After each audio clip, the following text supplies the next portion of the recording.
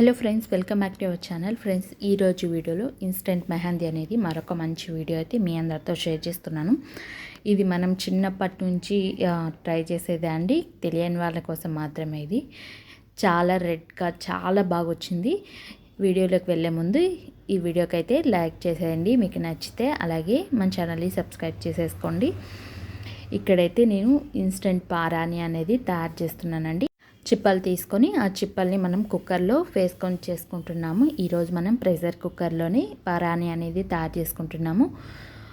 మీకు చాలా బాగా రెడ్గా చూస్తున్నారు కదా, నేను ఇక్కడ క్లీన్ చేసి మరీ చూపిస్తున్నాను చూడండి. చాలా బాగా వస్తుంది, లిక్విడ్ అనేది కూడా ఎక్కువ వస్తుందండి. ఇక్కడ నేను కొన్ని చిప్పలు తీసుకొని ఈ విధంగా ముక్కలు కట్ చేసుకున్నాను. ఈ ముక్కలన్నీ కూడా మనము ప్రెషర్ కుక్కర్లో వేసుకోవాలండి. మన దగ్గర కుక్కర్ అనేది ఉంటుంది కదా, ఇప్పుడు అందరి ఇళ్ళల్లో ఉంటుంది.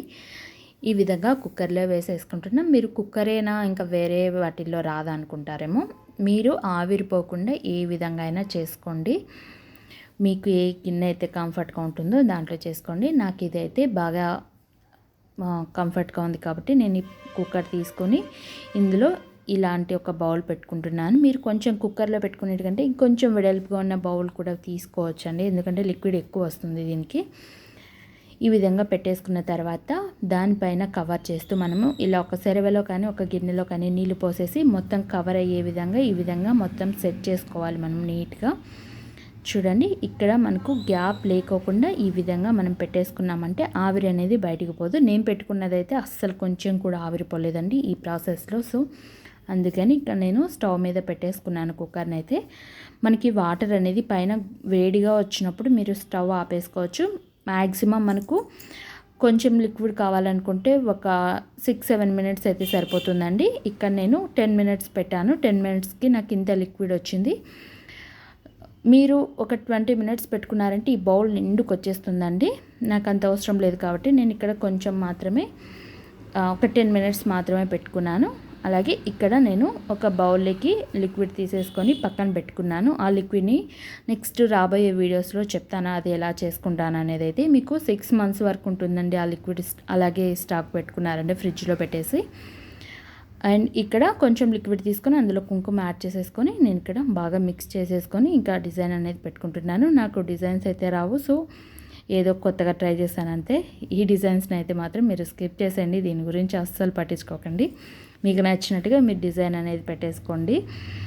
చాలా రెడ్గా వచ్చింది ఫ్రెండ్స్. కానీ కొంతమందికి డౌట్ ఉంటుంది కదా, చిప్పలతో ఎలా వస్తుంది డిజైను లిక్విడ్ అనేది అనుకుంటారు కదా. చిప్పలతో చాలా లిక్విడ్ అనేది వస్తుంది. ఆవిరి అనేది పోకోకుండా మీరు స్టోర్ చేసుకునే విధానం, దాన్ని కవర్ చేసే విధానాన్ని బట్టి మీకు లిక్విడ్ అనేది బాగా వస్తుందండి.